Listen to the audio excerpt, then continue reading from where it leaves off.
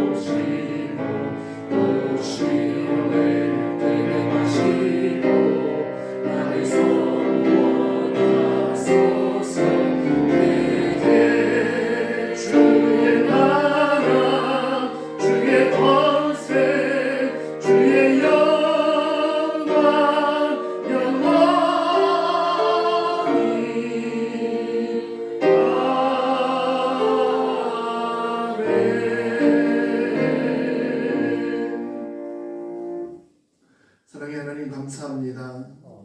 오늘 주간 가운데 수요예배로 하나님 앞에 나와 예배합니다. 이 한 주간 하나님의 은혜로 보내게 하시고 말씀 속에 더 깊은 하나님의 뜻을 알 수 있는 한 주간 되게 도와주시옵소서. 주를 갈망하며 말씀 속에 우리의 삶을 비추며 근심하는 자들이 되게 하시고 주 앞에 언제나 예배하는 자로서 서 있을 수 있도록 이 시간도 축복하여 주시옵소서.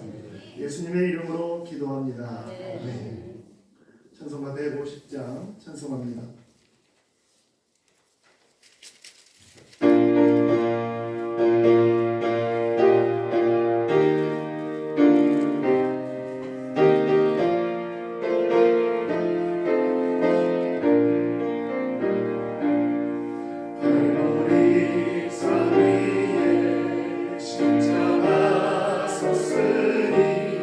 주가 보라를 감한 보라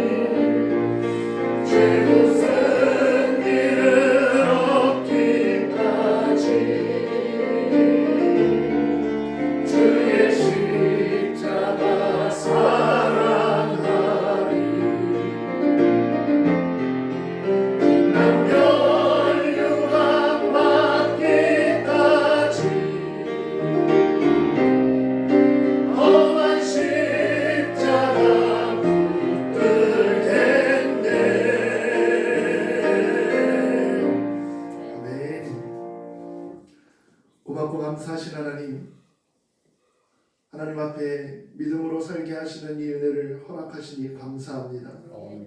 세상에 많은 것으로 마음 빼앗기고 목적 삼아 살아가는 인생들이 많은데 그들보다 더 도덕적이고 그들보다 무엇이 나아서 우리를 택한 것이 아니라 더 연약하고 더 없어서 우리를 택하신 줄 믿사오니 주의 은혜가 더 크심을 우리의 삶을 통하여 나타낼 수 있도록 인도해 주시옵소서.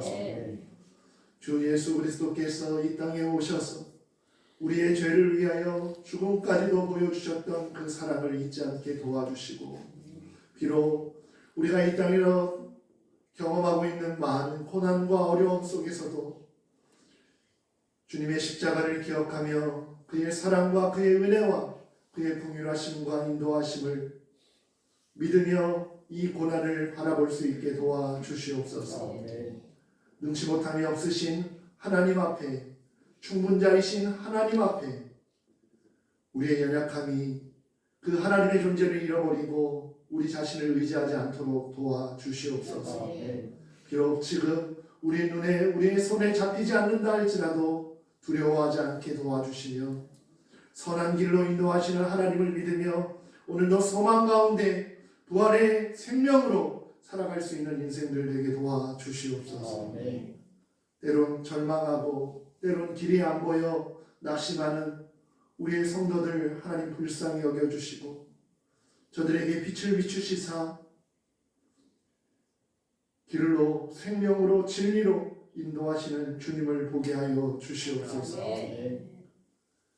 물질로 어려움 당하는 성도들을 붙잡아 주시고 건강의 연약함으로 힘들어하고 있는 지체들에게 새 힘을 허락하여 주셔서 믿는 자들이 이 세상을 살아가는 동안 비록 악과 죄악과 또 우리를 험담하는 많은 얘기들 속에 살아간다 할지라도 능하신 하나님을 바라보며 살아갈 수 있도록 도와주시옵소서.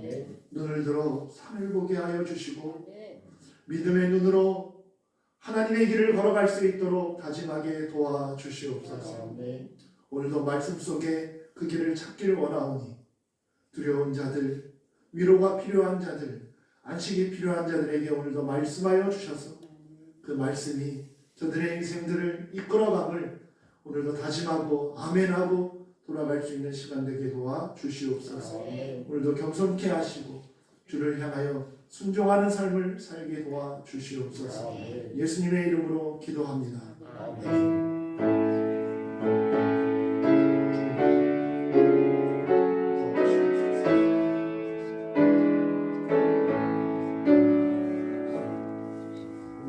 하나님 말씀은 신명기 12장 9절로 19절까지의 말씀입니다.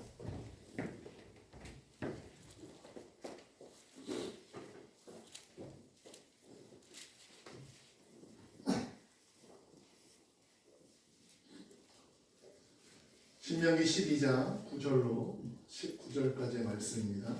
우리 함께 봉독합니다. 너희가 너희 하나님 여호와께서 주시는 안식과 기업에 아직은 이르지 못하였거니와 너희가 요단을 건너 너희 하나님 여호와께서 너희에게 기업으로 주시는 땅에 거주하게 될 때 또는 여호와께서 너희에게 너희 주위의 모든 대적을 이기게 하시고 너희에게 안식을 주사 너희를 평안히 거주하게 하실 때에 너희는 너희 하나님 여호와께서 자기 이름을 주시고 택하실 그곳으로 내가 명령하는 것을 모두 가지고 갈지니 곧 너희의 번제와 너희의 희생과 너희의 11조와 너희의 손의 거제와 너희가 여호와께 소원하는 모든 아름다운 소원을 가져가고 너희와 너희의 자녀와 노비와 함께 너희의 하나님 여호와 앞에서 즐거워할 것이요 내 성중에 있는 레위인과도 그리할지니 레위인은 너희 중에 이기시나 기억이 없습니다.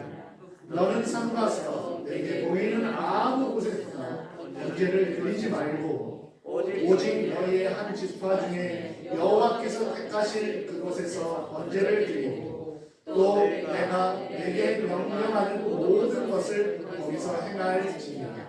그러나 내 하나님 여호와께서 내게 주신 복을 따라 갓성에서 내 마음에 원하는 대로 가축을 잡아 그 고기를 먹을 수 있나니 곧 장한 자나 부정한 자를 막론하고 노루나 사슴을 먹는 것 같이 먹으려니와 오직 그 피는 먹지 말고 물같이 땅에 쏟을 것이며 너는 곡식과 포도주와 기름의 11조와 내 소와 양의 처음 난 것과 내 서원을 담는 예물과 내 낙한 예물과 내 손의 거제물은 내 각성에서 먹지 말고 오직 내 하나님 여호와께서 택하실 곳에서 내 하나님 여호와 앞에서 너는 내 자녀와 노비와 성중에 거주하는 의인과 함께 그것을 먹고 또 내 손으로 수고한 모든 일로 말미암아 내 하나님 여호와 앞에서 즐거워하되 너는 삶과 내 땅에 거주하는 동안에 내 일을 저버리지 말지니라. 아멘. 제가 지난 시간에 12장을 시작했는데요. 이 12장을 통해서 우리가 8절까지 보는 것 가운데 자주 등장하는 단어, 우리가 성경에서 자꾸 반복해서 무엇인가 계속 말씀하시고자 하고 있는 그 말씀을 첫 번째로 유념하시는 것이 그 말씀을 읽어 내려가는데 은혜를 볼 수 있는 또 하나의 팁이기도 합니다. 지난주에 생각했던 게 뭐예요? 강조했던 게 뭡니까? 곳이라고 하는 거예요. 장소입니다. 8절에 우리가 읽어본 것처럼 12장 8절에 보면 어떤 말씀이 있어요? 네 소견대로 하지 말고 사람의 소견대로 하지 말고 하나님이 말씀하신 말씀대로 살라는 거예요. 그 일들이 그게 어떤 소견대로 무엇을 자기의 소견대로 하고 하나님의 명령을 무엇을 따라야 하는가에 대한 문제가 뭐였냐면 하나님 앞에 뭐 드리는 거예요? 제사를 드리는 것에 대해서 이미 오늘 9절에서도 읽었지만 아직 그 땅을 들어가지도 못했고 취하지도 못했어요. 그런데 그 땅에서 하나님 앞에 제사 드려야 할 그 일들은 누구와 같이 하지 말라는 거예요? 너희들이 취할 가나안 족속들과 같이 저들의 우상에게 하는 제사들 같이 나에게 하지 말라는 거예요. 그 말라고 하는 그 의미 중에 첫 번째로 든 것이 뭐였냐면 장소에 대한 문제였다는 거예요. 그들은 높든지 낮든지 나무가 있는 곳, 돌 가리지 않고 그들이 하나에 꽂히면 그것이 곧 뭐가 됩니까? 그들의 신이 되는 거예요. 높은 산에 있는 것일 수도 있고 높으니까 때로는 낮으니까. 여러분 우리나라의 샤머니즘도 마찬가지잖아요. 뭐 어느 돌에다가 동전을 붙이면 아들을 낳는다든지 뭐 남자 뭐 성기가를 이렇게 만지면 또 뭐 임신을 한다든지 뭐 여러 가지의 미신들이 우리나라에 굉장히 많잖아요. 가나안 족속들이 그렇게 했다는 거예요. 그래서 그들의 신은 아무 데서나 뭐 할 수 있어요? 여러분 이걸 오해하시면 안 돼요. 오늘날 교회하고 이 부분을 오해하시면 안 됩니다. 이 땅은 하나님이 뭐 하신 땅이에요? 약속한 땅. 그리고 그 땅을 취해야 할 땅입니다. 그 땅에 들어가서 그들은 무엇을 구해야 돼요? 고린도후서의 말씀처럼 선을 구해야 해요. 그 긋는 삶이 그들뿐만 아니라 그들의 후손에게도 뭘 줄 수 있는 거예요? 하나님의 복을 줄 수 있는 길이라는 것을 지금 설명하고 있어요. 오늘날로 이 말씀을 비추어 말씀을 드리면 여러분 우리가 하나님의 말씀 특별히 1대를 믿음의 시간으로 보냈던 사람 몇 대를 걸쳐서 믿음의 삶을 살아왔던 사람들이 아니라 처음 내가 우리 가정에 믿음으로 시작했던 사람들이라면 여러분 내가 하나님 앞에 얼마나 집중하는가가 나를 통하여 나오는 족속들, 자손들에 대한 하나님의 복이 어떤 건가를 나타낼 수 있다는 것입니다. 그럼 우리가 단추 낄 때 어느 단추가 제일 중요해요? 첫 단추만 잘 끼면 올라갈 수 있잖아요. 그렇죠? 지금 첫 단추를 끼고 있는 그 모습들을 가르쳐 주기 위해서 그들이 여러분 이 말씀은 어떤 말씀과 비슷한 것 같습니까? 창세기로 돌아가면 에덴 동산에 있는 말씀하고 똑같은 거예요. 에덴 동산에 있는 과실 너희들 다 먹어도 돼. 그런데 동산 중앙에 있는 이 두 나무의 열매만 먹으면 안 돼. 먹으면 너희는 정령 죽으리라. 처음에 먹었어요? 안 먹었어요? 안 먹었잖아요. 하와가 누구의 꼬임에? 뱀의 사단의 꼬임에 누구와 같이 될 거라고. 그래서 김에 이 열매가 지금부터 뭐 어떻게 보냈어요? 보암식하고 먹음직스러워서 한 입을 물었어요. 먹다 보니까 누가 생각나? 남편이 생각나죠. 너도 먹어라. 여러분 다른 얘기가 아닙니다. 에덴 동산의 죄는 뭐가 죄예요? 과실을 먹은 게 죄예요? 그 나무의 열매를 먹은 게 죄예요? 아니면 하나님의 말씀을 어긴 게 죄예요? 더 중요한 건 그 열매를 하나님의 약속의 증표를 준 것입니다. 순종의 증표를 준 거예요. 그러니 그 말씀에 순종하면 이 땅의 모든 것이 다 너희 것이고, 그 말씀에 순종하지 못하면 우리는 뭘 저지르게 되는 거예요? 죄를 저지르게 되는 거예요. 여러분 이 장소에 대한 문제가 신명기에 등장하지 않아요. 계속 하나님이 지정한 곳, 그곳, 하나님이 택하신 곳은 그곳이 도대체 어디야? 나오지 않아요. 그냥 자꾸 누구를 등장시켜요? 너희 하나님 여호와께서 택하신 그곳에서만 제사를 드리라고 말해요. 구절에도 오늘 들어가 보지도 못하고 어느 지역인지도 모르고 어느 곳인지도 모르지만 너희들은 그곳에서만 제사를 드려야 된다. 이 말은 하나님의 말씀에 순종을 하느냐 안 하느냐, 그곳에 의미가 있는 것이 아니라 그곳에 거룩한 땅이고 그곳이 여러분 하나님이 임재만, 오늘날로 말한다면 여러분 그곳에 대한 부분들은 하나님의 말씀의 순종에 대한 부분이지 그곳이 하나님이란 말이 아니라는 것입니다.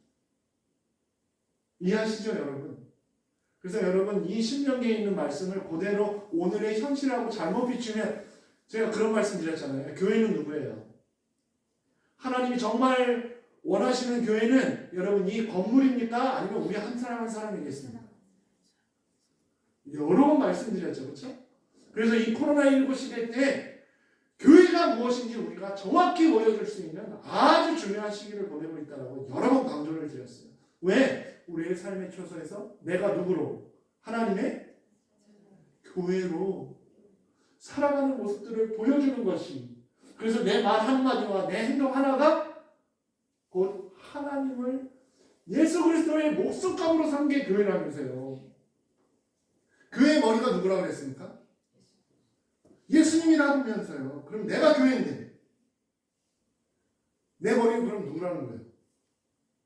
인정하고 싶지 않습니까? 내 머리 달려있는데 여기 하나가 더 달려있는 거예요? 그럼 그런 거 아니죠. 우리가 살아가고 있는 우리의 삶 속에 예수 그리스도가 머리 되는 삶을 살아갈 수 있는 삶들을 여러분 너무너무 좋은 시기에 개독교라고 불리고 있는 이 세상 속에 다시금 하나님의 살아계심을 보여줄 수 있는, 하나님께서 아주 귀중한 시간들을 믿는 자들에게 허락하심을 여러분 믿으실 수 있기를 축원드립니다. 그래서 여러분 요즘 우리가 하는 행동들, 우리가 지켜야 하고 우리가 많은 사람들 앞에서 본을 내는 모습들로 살아가는 것, 내 것 더 취할 수 있어요. 내 것으로 더 나를 더 보호할 수 있어요. 그러나 여러분 우리의 삶은 우리 것으로 끝난 것이 아니라, 나로 끝나는 것이 아니라 머리 대신 예수 그리스도가 보인다는 것을 여러분 반드시 인식하고 사시라는 것입니다. 여러분 이것만 기억하고 살아간다면 오늘날 교회라고 하는 이 공동체는 절대로 세상에게 어둠이 되지 않습니다. 절대로 욕먹는 교회가 되지 않습니다. 사랑하는 여러분, 우리가 참다운 교회의 모습들을 보이며 살아갈 수 있기를 예수님의 이름으로 축원드립니다. 제일 먼저 어디서부터 해야겠어요? 내가 교회인 걸 어디서부터 제일 먼저 보여줘야겠어요? 집에서.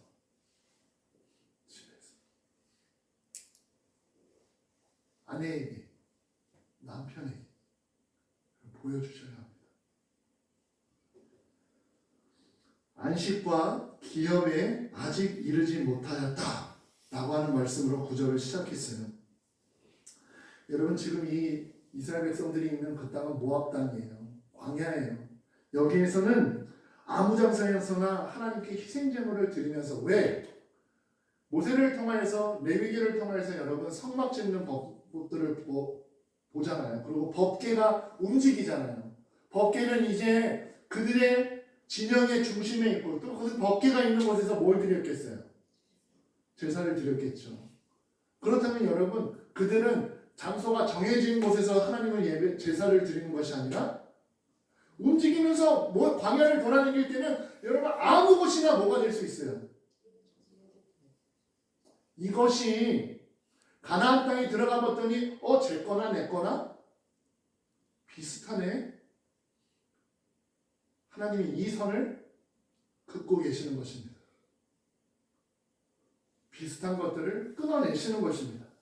무엇하기 위해서? 구별하시기 위해서. 그래서 여러분, 하나님이 주시는 이 약속의 땅은, 여러분 이 단어가 계속 등장해요. 오늘도 많이 등장하는데 안식이라고 하는 단어예요. 그런 마음에서 이제 10절 한번 읽어볼게요. 10절입니다. 너희가 요단을 건너 너희 하나님 여호와께서 너희에게 기업으로 주시는 땅에 거주하게 될 때, 또는 여호와께서 너희에게 너희 주위의 모든 대적을 이기게 하시고 너희에게 안식을 주사 너희를 평안히 거주하게 하실 때에. 아멘. 여러분, 우리가 믿음 생활할 때 구별해야 되는 것 중에 하나는, 믿음 생활할 때 구별해야 되는 것 중에 하나는 내가 할 일과 누가 하는 일을, 하나님이 하는 일을 구별하셔야 돼요. 여러분 10절에도 하나님이 하시는 일과 이스라엘 백성들이 하는 일들이 구별되어 있습니다. 이스라엘 백성들이 해야 할 일은 무엇입니까? 뭐예요? 첫 번째 나온 게 뭐예요? 앞부분 서두에 나온 게 뭐예요? 너희가 요단강을 건너야 돼.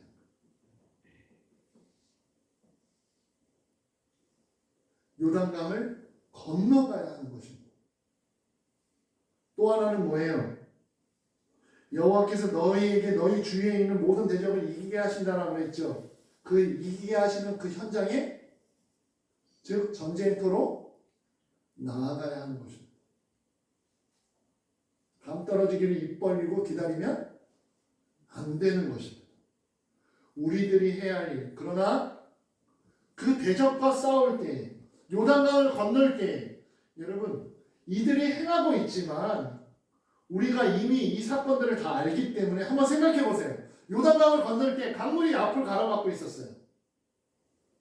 그런데 여러분, 그들이 강물을 건너지만 누가 함께 하십니까? 잘 생각해 보세요. 우리가 우리의 삶들을 살아갑니다. 요단강을 건너야 될 상황들이 우리에게 있을 때 우리 건너가야 합니다. 뭐 걸고 건너가야 돼요? 목숨 걸고 건너가야 돼요. 전쟁터? 가야 합니다. 전쟁터는 여러분 뭐 걸고 가는 거예요? 생명 걸고 가는 거예요. 요단강 이 사람들 건넜어요? 못 건넜어요? 건넜죠? 전쟁터에서는 이겼어요? 못 이겼어요? 이겼죠? 여러분, 우리가 이 땅에서 요단강을 건너는 일, 전쟁터 가는 일들이 우리들에게 비일비재하게 일어날 수 있어요. 그런데 중요한 게 뭐예요? 내가 요단강 건너는 게 중요해요? 전쟁터 나가는 게 중요해요? 여러분, 그런 게 아니잖아요. 요단강 건너면 어때? 누가 함께 계시면 돼요? 하나님이 그 자리에 계시잖아요. 전쟁터에 나가요. 전쟁터에 나갈 때 여러분 그 전쟁터에 누가 계시는 거예요? 여러분, 그러면 끝이라는 거예요. 오늘을 살아갈 때 여러분, 많은 사람들이 문제를 만나고 힘듦을 만날 때에 그것이 마치 왜 나만 겪는 고난이라고 착각에 빠집니다. 그리고 이 문제의 해결은 누가 해야 된다는 거예요? 내가 해야 된다라고 말합니다. 여러분, 우리는 오늘도 우리에게 주어진 삶들을 그저 살아가는 것입니다. 우리에게 명령이 떨어지고 우리가 가야 된다면 가야 되는 것입니다. 여러분, 그때 예수께서 이 땅에 오실 때 마태복음 1장에서부터 마태복음 28장에 등장하는 앞뒤 처음과 끝에 동일한 말씀이 등장해요. 네 글자. 임마누엘. 그의 이름을 임마누엘이라 하라. 태어나기 전에. 그리고 예수 그리스도께서 내가 세상 끝날까지 너희와 항상 함께 하리라. 이게 임마누엘이잖아요. 마태복음은 임마누엘로 시작해서 임마누엘로 끝납니다. 예수님의 시작은 임마누엘에서부터 시작해서 승천하시고 지금까지 무엇으로? 임마누엘로 우리에게 역사하고 계시다. 사랑하는 여러분, 이 믿음이 흔들리지 않기를 축원드립니다. 이 믿음이 흔들리면 누구만 보이겠어요? 어떡하지만 보이는 거예요. 어떻게만 보이는 거예요.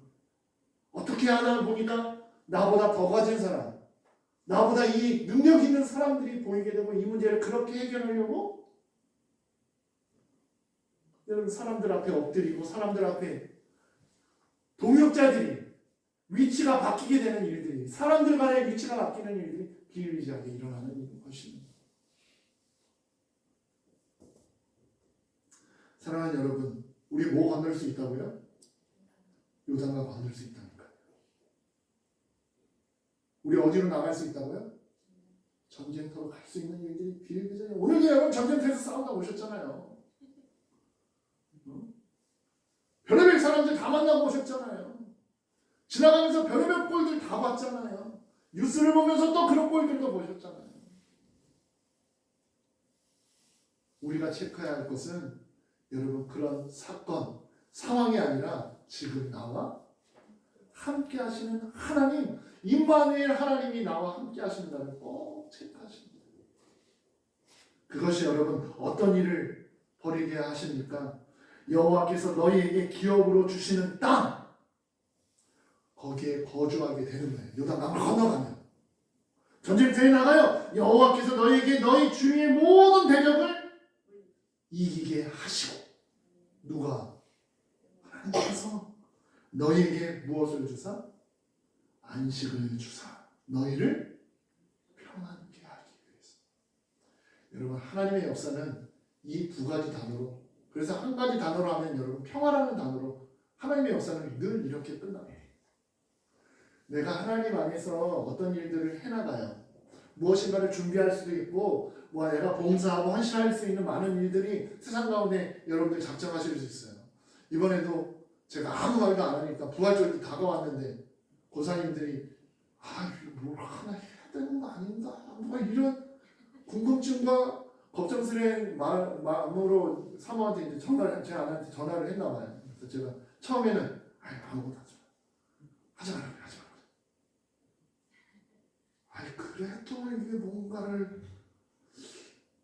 우리가 그래서 그냥 계란 4판 하시라고 했어요. 부활절에 꼭 우리가 의식적으로 계란을 좀 먹어줘야 되니까 이게 양계장들도 좀 팔아드리고 코로나로 그분들도 힘드니까 여러분들 우리들 비싸죠 요즘 계란. 금계란 드셔요. 비싼 계란, 몸에 좋은 계란. 어쨌든 여러분 우리가 어떤 일들을 할 때에 그 결론이 어떻게 끝나야 되냐면 하나님의 결론은요 뭐와 뭐가 있다? 안식과 평안이라는 단어가 항상 그 안에 있어요. 여러분 잘 아시는 말씀 가운데 하나님은 합심하여서 선을 이루시는 거예요. 그렇기 때문에 어느 누구에게도 여러분 근심거리가 아니라 평안과 안식을 주시는 게 하나님의 역사하시는 겁니다. 그러니까 여러분 이 일들을 우리가 잘했는가 안 했는가에 대한 평가는 이 일 안에 평안과 안식이 있는가? 체크해 보시면 그 답을 금세 찾을 수 있습니다. 여러분 지금 여러분들 너무 속상해하지 마세요. 교회라고 하는 공동체에 우리가 모여 있잖아요. 누군가의 이 교회 안에는 여러분 나보다 잘 사는 사람도 있고 물질이 나보다 못 사는 사람도 있고 나보다 나이 든 사람도 있고 나이보다 나이가 또 누군가에 있는 자녀가 있는 사람도 있고 자녀가 없는 사람도 있고 누군가는 더 챙겨야 될 사람도 있고 많이 있어요. 여러분 그런데 여러분 교회는 신분을 따져요 안 따져요? 빈부격차가 있어요 없어요? 없어야 되죠. 세상의 논리로 여기로는 여기 안에서 작용하면 돼요 안 돼요? 안 되는 것이죠. 여러분 너무 속상해하지 마세요. 교회에 보면 여러분 1층서부터 3층까지 뭔가가 많이 쌓여져 있어. 근데 여러분 제가 독식하려고 쌓아놓은 게 아니라 여러분들에게 주어질 타이밍 그것도 많은 사람들이 지금 코로나19 때 많은 행사들을 하셨어요. 떡을 하시겠다라고 하는 말들을 할 때 여러분 다 돌아가질 않잖아. 교회에 나온 사람들이 일정하잖아요. 그러면 나중돼서 안 하면 뭐 그 사람이 뭐 안 한다는데 뭐 제가 그때 안 했으니까 지금 하세요. 그럴 수는 없잖아요. 아니, 여러분 우리가 언제나 생각해야 될 것은 모두를 생각하셔야 돼요. 왜? 하나님은 합심해서 선을 이루시는 겁니다. 팔은 어디로 굽어요? 안으로 굽죠. 누구 먼저 생각나요? 우리 집에 누가 필요하고 이제는 요즘은 하도 많으니까 우리 집만 필요한 게 아니라 우리 옆집이나 내가 일하는데 또 주변에 별의별 사람들 다 마음껏 갖다 줘. 마음껏 갖다 주면서 예수 그리스도의 사랑을 마음껏 전하세요. 다만 함께 나눌 것들이 있다면 여러분 좀 참아줘. 오늘 내가 어디 가야 되는데 거기 가니까 이런 있는 사람들이 있는데 여러분 안 그러셔도 돼. 이해하시죠 여러분? 네, 제가 쪼잔해서 그런 거 아니니까 제가 되게 이런 얘기하는 걸 굉장히 싫은데 쪼잔한 것처럼 저희 집은 빵도 안 먹어요. 빵도 안 먹어. 빵은 우리 김동두 집사님네 빵만 어떻게 애들이 맛을 들여놔가지고 아주 농담이고요 여러분. 아무튼 우리들이 생각해야 할 큰 덩치들을 우리 교회를 향한 여러분 지금까지 너무너무 열심히 사셨어요. 너무너무 헌신 많이 하시고 봉사 많이 하셨어요. 성숙한 믿음으로 좀 더 보실 수 있는 믿음이 우리 안에 있을 때 그래서 여러분 교회 오면 안식이 있고 뭐가 있어야 돼요? 평안이 있어야 돼요. 여러분 부활절인지 어떻게 알고 어마어마하게 주고 있어요 지금. 오늘은 한 센터에서 하도 자기네들이 못 가져가고 가져가는 사람들만 가져가니까 우리는 언제 가져가요? 이런 문자도 올렸어. 제 아들이 저한테 그러더라고요. 한때는 저거 보느라고 시간만 되면 핸드폰만 보고 있는 거예요. 제가 띵동 하는 소리만 들으려고. 여러분 경쟁률이 굉장히 셉니다. 띵동하고 1, 2분 사이면 꽉 찹니다. 사람들이 요즘 아무튼 달라요. 그러나 여러분 우리들이 우리를 독식하려고 하는 것이 아니라 줄 수 있는 부분들 또 할 수만 있다면 모두가 누릴 수 있도록 그런 마음들이 우리들에게 있을 때 우리가 함께 있으면 평안하고 안식을 누릴 수 있는 공동체가 되는 것입니다. 여러분들의 가정도 여러분들의 일터도 그러한 삶이 되기를 축원드립니다. 편애하고 이런 말씀 드리면 여러분 어떨지 모르겠지만 3명 가운데 누가 제일 자녀가 셋이야. 그럼 누가 제일 힘들겠어요? 첫째는 첫째 나름대로 힘들다 그래요. 막내는 막내 나름대로 힘들다 그래. 근데 저는 제가 볼 땐 둘째가 제일 힘들어. 왜냐하면 제가 둘째기 때문에 절대로 공평하지 않아. 근데 몰라. 부모님들은 몰라. 그 아니라고 말씀하셔요. 여러분 교회도 그러한 일들 왜 없겠어요. 그러나 여러분 다시금 마음을 밝게 모두를 품어주고 또 더 연약한 자들을 챙겨줄 수 있는 은혜가 우리 교회 안에 넘치기를 축원드립니다.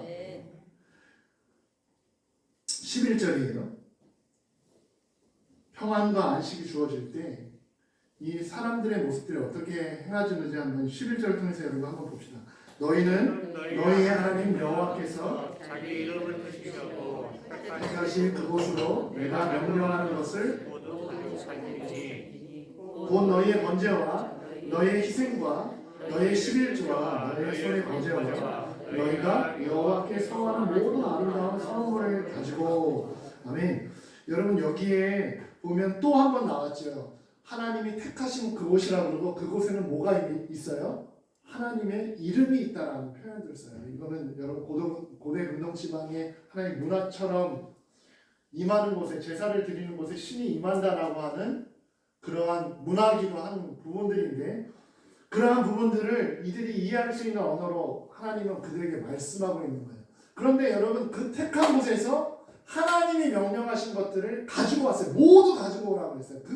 가지고 올 것에 대해서 번제에 대한 부분들, 희생물들, 11조에 대한 부분들, 거제에 대한 부분들, 서원물에 대한 부분들을 제사를 드리려면 제물이 필요한 것처럼 인간이 가져오는 것들이 필요하다는 거죠. 여러분 그러나 여기에 대한 이 모습들에 대해서 과거이나 오늘이나 하나님 앞에 나오려면 뭐가 여러분 그러한 부분들이 이것이 먼저 쓰여지지 않고 있다는 것을 여러분 기억하셔야 돼요. 이게 10절이 아니라 11절이라고 하는 것을. 왜? 10절에서 어떤 모습이 등장했어요?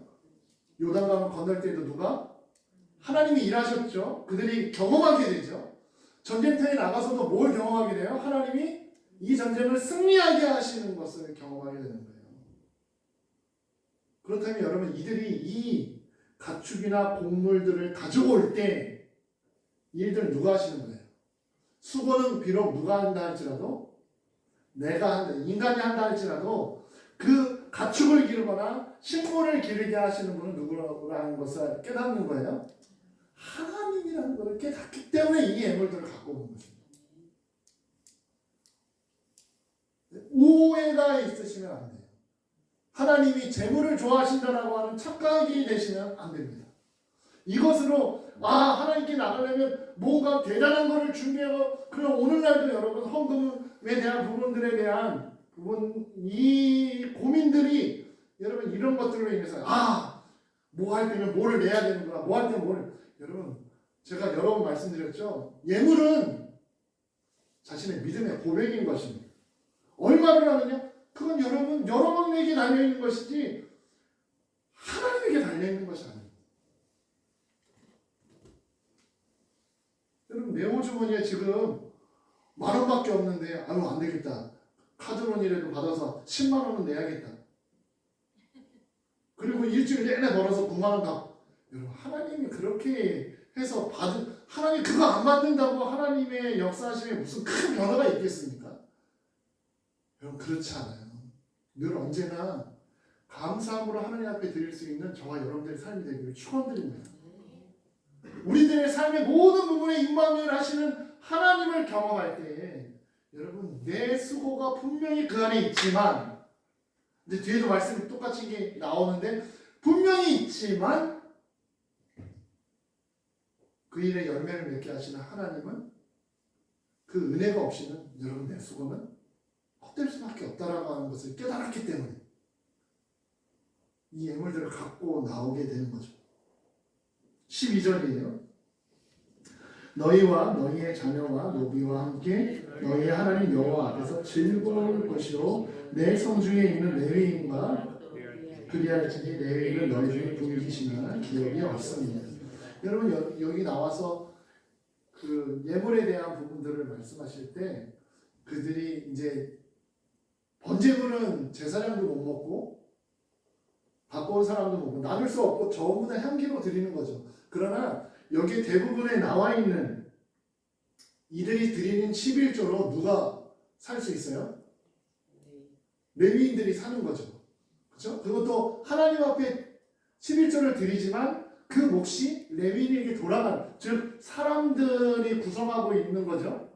다음에 서원제나 희생제, 감사제 이거 전부는 여러분 제물들을 드리면 일정 부분 피와 이런 것들은 다 버리거나 태우거나 하고 내장들도, 그리고 나머지는 또 잘라서 제사장 몫으로 주고 나머지는 함께하는 사람들과 다 나눠 먹어야 돼요. 감사 예물은 하루 동안 남아야 되고 서원 예물은 이틀 지나 3일까지 가면 모든 것이 헛되어버리는 제사가 되는 그런 나누는 일들이 이 제물 가운데 있어요. 그래서 여기에 즐거워할 것이다 라고, 이 예물을 드리는 것에 즐거워할 것이다. 이유는 앞서 말씀드렸죠. 이 예물을 갖고 올 수 있게 하시는 하나님의 인도하심과 역사하심을 경험한 자들만이 여러분 이렇게 예물을 드릴 수 있는 것입니다. 그렇기 때문에 하나님 앞에 나와서 드리는 것이 즐거울 수밖에 없겠죠. 우리가 여기서 주목해 봐야 할 것은 그 즐거워하는 대상들이 누구냐는 거예요. 너희, 12절에 첫 번째 나온 너희와 드리는 사람들이겠죠. 또 그들의 자녀뿐만 아니라 그들의 노비, 너희들이 부리고 돈을 주고 쓰는 사람들이든 어떻게 됐든 너를 돕는 어떤 사람들에 대한 부분, 노비까지 말했으면 여러분 그와 관련된 모든 사람들을 다 지칭하는 거예요. 그 집안에 있는 모든 사람들. 여러분 하나님께 예배를 드린다고 하는 것은 내가 속해져 있는 모든 사람들과 뭐 하는 거예요? 즐거워하는 삶들이 내 삶 가운데 나타나는 거예요. 하나님 앞에 예배를, 수요 예배를 드리고 주일 예배 지금 2번밖에 안 드리지만 예배를 드리고 집에 딱 갔어. 즐거움이 아니라 하나님 앞에 예배를 드린 우리들의 삶에는 어떤 열매를 맺어야 돼요? 즐거움의 열매. 누구와? 나와 연관된 사람들과. 첫 번째는 어디예요? 가정에서. 나의 가정에서. 오너가 계시다면, 만약에 사업을 하고 계시다면 사업장에서. 사업을 사장이라면 종업원들과 어떤 관계가 이루어져야 합니까? 즐거운 관계가 되어야 합니다. 이해하십니까? 예배 드린 자라면, 내가 하나님 앞에 제사를 드렸다면 우리들의 삶은 제사를 드려서 하나님과의 관계에서 끝나는 삶이 아니라 구약시대에도 제사를 하나님께만 드리는 거잖아요. 그러나 여러분 거기서 멈춘 것이 아니라 그와 연관된 너희와 너희의 자녀와 너희의 노비와 즐거이 나눌지니라. 이게 여러분 구약이나 신약이나 화목이, 한마디로 말하면 고린도후서의 화목이라는 단어와 여러분 똑같은 말이죠. 여러분 이게 계속 연결되고 있는, 하나님 앞에 예배드리는 자들에 대한 삶들을 이렇게 얘기하고 있는 것입니다. 그러니 여러분 우리가 참다운 예배를 드리는 것이 얼마나 우리의 삶을 변화시키는 것은 말할 필요가 없는 거예요. 내가 있는 곳에서 여러분 즐거움을 만들어내든지, 그것이 하나님 앞에 제사 드리는, 예배를 드리는 사람이라는 것을 성경은 기록하고 있습니다. 싸운 사람이 있으면 빨리빨리 화해해야 돼. 부부끼리 안 돼. 부모 자식끼리 안 돼. 오늘 우리 뭐 드렸습니까? 예배 드린 사람들이니까. 안 드린 사람들이 있다면 여러분 먼저 가서 즐거워하죠. 그러면서 계속해서 신명기에는 이 레위인들에 대한 돌봄에 대해서 얘기를 해요. 왜냐하면 그들에게는 뭐가 없어요? 이 12지파들이 땅을 나눠갔는데 레위 지파에게는 기업이 없기 때문에 이들이 그 지파들마다 레위인들이 나눠지잖아요. 그리고 그 지파에서 드려지는 뭐로? 11조로 그들의 삶을, 그들의 자녀를 양육해 나가는 거예요.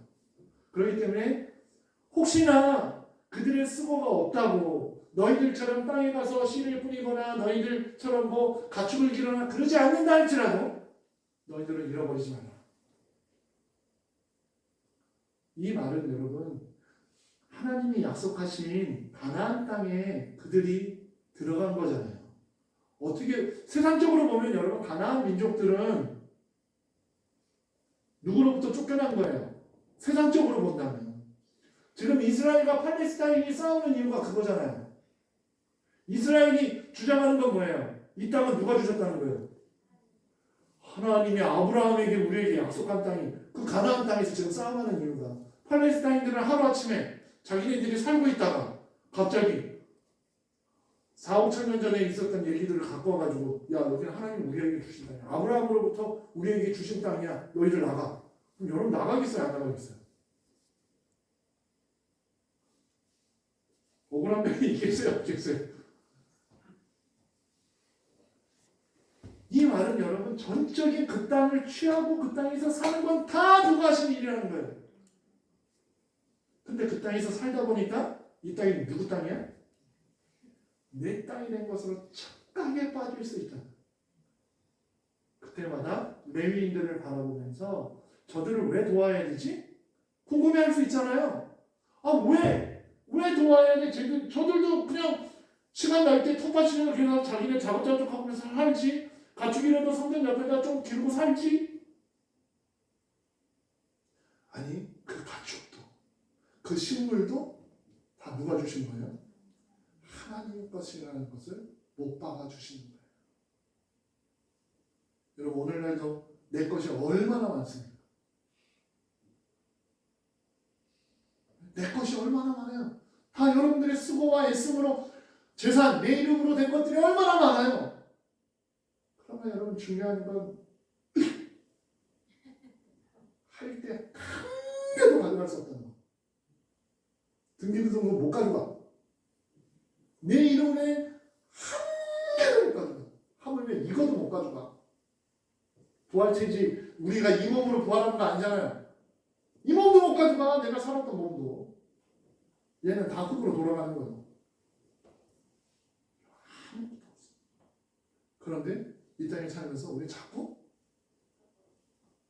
누구 걸 만들어가기 위해서 혈안이 돼서 살죠. 또 나와서 시장 상황에 막 서로 헐뜯으려 하고 막 눈에 막 쌍심질이 키고 저 자식 저놈의 후보 자식은 또 이런 비리가 있다. 이미 끝난 사건 그래 작업감이 시작은 아니 서로를 어떻게 발전시킨다 이런 얘기를 해야 될 거 아니에요. 어떻게 서울을 이 힘든 세상 속에 어떻게 주택을 어떻게 이런 얘기 해줘야 될 거 아니에요. 여러분 이 세상 속에서 자꾸 세상은 자기 것만을 취하려고 혈안을 위해서 싸울 때 하나님은 말씀하시는 거예요. 네게 어딨냐. 여러분 부족한 종이 여기 서 있지만 여러분들이 어떻게 보일지 모르겠습니다. 여러분 우리 서로가 나그네의 삶을 살아갈 수 있는 그러한 마음과 그러한 삶을 계속해서 노력하면서 살아갈 수 있는 저와 여러분들의 인생이 되시길 예수님의 이름으로 축원드립니다. 그래서 13절에 뭐라고 말해요? 또다시 강조해요. 8절에 있는 말씀은 함께 있습니다. 너는 산 가서 내게 보이는 아무 곳에서나 번제를 드려. 아무 곳에서나라고 하는 말은 누구처럼? 가나안의 족속들처럼 8절에 있는 말씀처럼 아무 데서나라는 말은 너의 생각대로 하나님 앞에 제사 드리지 말라는 거예요. 그러면서 14절에 뭐라고 말합니까? 오직 너희의 한 지파 중에 여호와께서 택하실 그곳에서 번제를 드리고 또 내가 내게 명령하는 모든 것을 거기서 장소 말 안 한다고 했죠. 택할 족속이라고 말했지만 그 족속도 말하지 않습니다. 분명한 것은 내가 택할 것이고 내가 정할 것이고 너희는 그 말씀에 행하는 것입니다. 이것이 여러분 가나안 삶의 이스라엘 백성들이 해야 할 첫 번째고 마지막이에요. 하나밖에 없었어요. 모든 결정은 내가 할 테니 너는 행하라는 거예요. 여러분 이것을 마치 종이나 노예나 로봇처럼 생각해서는 안 되는 부분입니다. 이 땅은 원래 그들이 취할 만한 땅이 아니요. 원래 주인들이 원주민들이 그 안에 살고 있었던 땅이에요. 그것을 구별하시면서 하나님이 그 땅 안에 하나님의 백성들을 집어넣으신 거예요. 절대로 그들의 노력과 그들의 구함이 아닌 하나님의 은혜와 사랑으로 말이죠. 오늘도 마찬가지예요. 저와 여러분을 택하신 하나님의 사랑이 있기에 우리가 예수 그리스도를 고백할 수 있는 삶을 살아가는 것입니다. 명령하는 것을 행하라. 즉 여러분 이스라엘 백성들에게는 가나안 땅에서 해야 할 의무와 책임이 있다는 것을 말씀하고 있는 거예요. 오늘도 마찬가지입니다. 우리들에게 믿는 자로서 의무가 있고 책임이 있는 것입니다. 의무를 안 해가려고 하고 책임을 지지 않으려고 하니까 거짓말하고 내 주머니 차려고 하는 일들이 벌어지는 것입니다. 의무와 책임은 여러분 무엇에 관련된 것이겠습니까? 하나님의 말씀에 관한 부분들, 순종에 관한 부분들입니다. 15절. 그래 하나님이 이 모든 것들을 제사를 드리는 제물로서 다 끝냈는가? 그렇게 말씀하지 않아요. 15절. 그러나 내 하나님 여호와께서 내게 주신 복을 따라 각 성에서 내 마음에 원하는 대로 갖추는 자가 그 고기를 먹을 수 있나니 곧 정한 자나 부정한 자를 막론하고 노루나 사슴을 먹는 것 같이 먹으려니. 즉 이게 뭐예요? 그들의 인생 속에 고기를 먹는다는 제사를 드리는 날이 아니라 평상시에도 뭘 먹을 수 있어요? 양을 기르는 사람이 양 잡아서 먹을 수 있다는 거야. 소 잡아서 먹을 수 있고 뭐든지 잡아서 먹을 수 있다는 거야. 육식을 할 수 있다는 거예요. 대상을 어떻게 정했어요? 부정한 자나 그렇지 않은 자, 정한 자나 막론하고 다 먹으라는 거예요. 이 음식은. 그런데 이 음식 이런 얘기를 하는 이유가 뭔가? 16절. 오직 그 피는 먹지 말고 물같이 땅에 쏟을 것이며. 자, 먹을 것과 먹지 말 것을 이제 구별하시는데 모든 고기들을 먹는 것 또 어디서 각 성에서 어떤 지정한 장소가 아니라 각 성에서 너희들이 살고 있는 곳에서 자유롭게 고기를 먹을 수 있다는 거예요. 다만 피는 먹지 말라라고 말을 하고 있어요.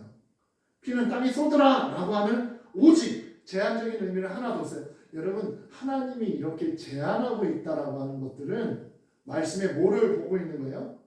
순종에 대한 부분들. 그러니까 자유에는 반드시 책임이 따르는 것입니다. 자유는 절대로 방종이 되어서는 안 됩니다. 하나님의 말씀의 순종이라고 하는 것은 여러분 십계명에도 하라라고 하는 명령과 하지 말라라는 명령으로 되어 있습니다.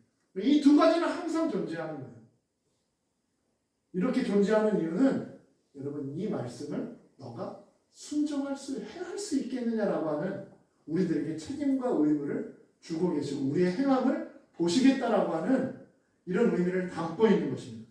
그러면서 17절 너는 곡식과 포도주와 기름의 11조와 내 소와 양의 처음 난 것과 내 서원을 갚는 예물과 내 낙헌 예물과 내 손의 거제물은 각 성에서 먹지. 즉 여러분 17절에 있는 것은 다 뭐예요? 제사를 드리는 제물이었단 말이에요. 제물을 먹을 때는 앞서서 너희들이 아무 데서나 먹었던 그 고기처럼 먹으면 안 된다는 거예요. 제한을 두고 있죠. 또 이 순종에 대한 부분들이에요. 각성에서 먹지 말라. 15절에 보면 내게 주신 복을 따라 각성에서 내 마음을 원하는 대로 가축을 잡아 먹으라고 말씀하셨는데 하나님 앞에 드리는 예물에 대한 것들이 너희가 나눠서 먹을 때는 각성에서 그렇게 자유롭게 먹어서는 안 된다는 거예요. 그래서 18절 함께 있습니다. 오직 내 하나님 여호와께서 택하실 곳에서 내 하나님 여호와 앞에서 너는 내 자녀와 노비와 성중에 거주하는 레위인과 함께 그것을 먹고 또 내 손으로 수고한 모든 일로 말미암아 내 하나님 여호와 앞에서 즐거워하라. 앞서 말씀드렸죠. 아까 예물에 대한 부분들이 또 등장할 때 그런 말씀드렸잖아요. 우리가 수고하잖아요. 그런데 그 수고하는 것이 즐거울 수밖에 없는 거예요. 왜? 하나님께서 하신 일에 대한 즐거움들을 여기서 또 증거하고 있습니다. 하나님 앞에 드려졌을 때는 여기서 누구와 먹고 어디서 먹을 것인가 분명히 구별하여 놓으셨다는 거예요. 하나님이 택하신 곳에서 누구와 너희와 자녀와 노비와 레위인들과 그 안에서만 먹어라. 동상바시를 다 먹되 중앙에 있는 저 두 개의 나무의 열매는 먹어서는 안 된다. 이건 달라요, 안 달라요? 똑같은 말씀이에요. 이것은 여러분 그들에게 어떤 제한적인 것을 통해서 그들의 믿음을 보시겠다라고 하는 너희들의 행함을 보시겠다라고 하는 순종이라고 하는 마음을 다하고 뜻을 다하고 힘을 다하는 그들의 믿음을 보시려고 하는 하나님의 마음이 이 안에 있습니다. 그냥 여러분 입만 벌리고 살아가는 신앙생활이 아니라 삶을 통하여 하나님의 말씀을 순종하고 살아가고 있는지 하나님 다 보시겠다는 것입니다. 오늘날도 마찬가지겠죠, 여러분. 우리들의 삶에 믿음으로 산다라고 말을 하고 하나님한테 기도하고 하나님한테 말씀 보고 이렇게 살아가는 것처럼 믿음 생활하는 것처럼 보이지만 그것이 형식이냐 아니면 우리의 삶이냐. 무엇으로? 우리의 삶으로 그것을 하나님이 평가하시겠다는 것입니다. 그러니 여러분 오늘날 우리가 이 신명기서를 가나안 땅에 살아갈 이스라엘 백성들의 지침서를 보고 있지만 오늘을 살아가고 있는 우리들에게도 말씀하고 계심을 여러분 믿으시고 다시금 결단하십시오. 그리고 다시금 마음을 먹으십시오. 믿는 자들에게는 하나님의 말씀에 순종해야 할 의무와 책임이 따른다는 것을 여러분 깊이 깨닫고 가정으로 돌아가시고 사회로 돌아가셔서 그 삶을 지금 우리가 고린도후서 살펴보면서 화목에 대해서 직분에 대해서 살펴보고 있는 말씀이라면 가정에서 그 화목의 삶을 성도 안에서 그 삶을 회복할 수 있고 할 수 있는 통로가 될 수 있도록 여러분 우리가 노력해야 하는 것이 예배를 드리는 자들의 삶이라는 것입니다. 여러분 하나님이 말씀하신 이 말씀에 순종하며 살아가실 수 있는 저와 여러분 되시기를 축원드립니다. 그러면서 19절에 또 뭐라고 말합니까? 너는 삼가 내 땅에 거주하는 동안 레위인을 저버리지 마라. 여러분 오해하지 마십시오. 이걸 오늘날 뭐 목사로 보셔가지고 야 목사를 뭐 이렇게 해야 이런 앞서 말씀드렸죠. 레위인을 통해서 그들이 기억해야 돼요. 레위인은 무엇을 못 받았다고요? 원래 이 사람들도 다 기업이 없었던 사람들의 대표로 레위인인 것입니다. 가졌다고 취했다고 우쭐댈 수 없다는 거예요. 이거 다 누가 주신 거기 때문에 나도 원래 빈털털이었는데 하나님이 지금 그 각 지파대로 그 땅을 배분하시고 살게 해 주셨다는 것. 그런데 레위인에겐 기업을 주시지 않았어. 그런데 그 지파마다 레위인들이 다 있어. 너희들은 그들을 보살피라. 볼 때마다 깨달아야 하는 거예요. 뭐라고? 내가 가진 것은 내 것이 아니라는 것입니다.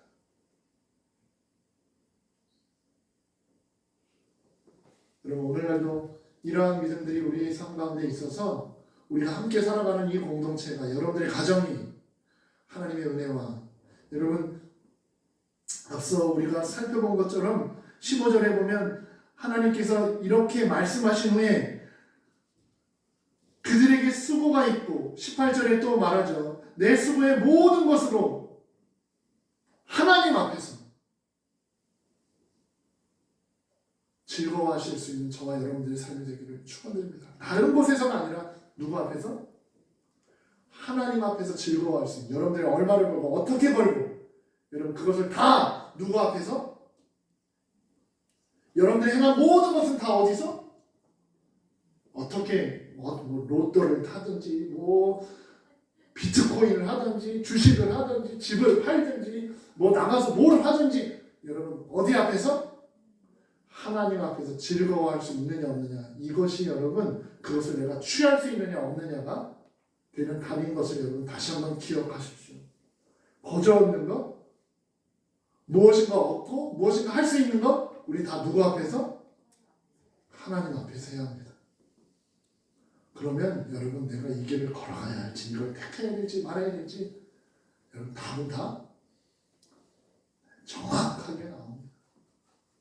그 사람들이 여러분, 저와 여러분들의 삶 가운데 기준이 되고 또 따라가야 할 길인 것을 여러분 믿고 그 길을 순종하며 걸어가는 남은 한 주간 되시길 예수님의 이름으로 축원드립니다. 고맙고 감사하신 하나님, 오늘도 다시금 다짐합니다. 우리를 택하신 하나님의 은혜와 사랑 속에 우리가 걸어가야 할 길이 분명한 것을 깨닫게 하시고, 다시금 나만을 위한 욕심과 내 것을 취하기 위한, 이루기 위한 우리들의 계획과 생각들을 내려놓게 하시며, 임마누엘 하시는 하나님을 믿으며 주어진 삶에 수고하며 그 복 주시는 복들을 헤아릴 수 있는 우리의 모두의 삶이 되게 도와주시옵소서. 예수님의 이름으로 기도합니다. 아멘. 우리 한번 인사할까요? 잠깐 광고를 드리면, 우리 장로님들에게는 제가 카톡을 드렸는데 오늘 드디어 회생 법원에 서류를 제출했습니다. 인치대를 지불했다는 것은 이제 서류가 들어가는 거예요. 이제 지금 들어갔어요. 지금. 여태까지 여러분 수협에서 법원에서 별다른 경매 절차도 없었고요. 수협에서 1월달에 다시 경매를 하자라고 해달라고 요청서를 보냈는데 법원에서 답이 없어. 그래서 변호사가 이제 이쯤은 넣어야겠다라고 생각해서 지금 넣어가지고 한 일주일 안에 답이 온대요. 하게 되면 이제 법원에 가서 판사 앞에서 제가 뭐 몇 가지 2번을 가야 된대요. 법원에. 그 다음에 회생이 될 거냐 안 될 거냐 심의하는 과정이 그때서야 이제 시작이 된대요. 어찌됐든 여러분, 여러 가지 일들이 우리들 삶 가운데 교회적으로도 여러 가지 일들이 일어나겠죠. 앞으로 또 새롭게 만나야 할 사람들도 있겠죠. 그러나 여러분 너무 두려워하지 마시고 함께 우리가 할 수 있는 일만 하면 됩니다. 하나님께 맡기고 우리가 또 믿음으로 지켜야 할 우리의 삶의 터전들을 믿음으로 잘 지켜나가신다면 하나님께서 뭐든 주시지 않겠어요? 아니면 있는 걸로 쓰든지 어떻게 했든지 하시겠죠. 다시 그럼 여러분들의 삶을 잘 돌아보시기 바랍니다. 네. 모두들 건강하시고 또 미세먼지 조심하시고 한 주간 또 이 고난 주간 마무리 잘 하시고 부활주일날 여러분 기쁨과 감사함으로 준비하셔서 귀한 부활절 예배가 될 수 있는 시간들이 되시길 바랍니다. 축도로 예배를 마치겠습니다. 지금은 우리를 구원하신 예수 그리스도의 은혜와 독생 성자를 아낌없이 보내주신 하나님의 만극하신 사랑과 성령님의 내주관서 교통하심이 오늘도 하나님을 향하여 또 이 세상에 믿는 자로서 분명한 선을 그으며 믿음의 길을 걸어가기로 작정하는 하나님의 자녀들 머리 위에, 이들의 가정과 이들의 일터와 우리 교회 위에 지금부터 영원토록 함께 계실지어다. 아멘. 하나님, 임마누엘의 하나님이 우리의 삶 가운데 늘 경험되어질 수 있도록 도와주시옵소서. 어떤 고난과 어려움 속에 살아가고 있는 성도들의 삶이 있다 할지라도 하나님이 함께 하심으로 그 모든 역경을 즐거움과 안식과 평안으로 열매내줄 수 있도록 도와주시옵소서.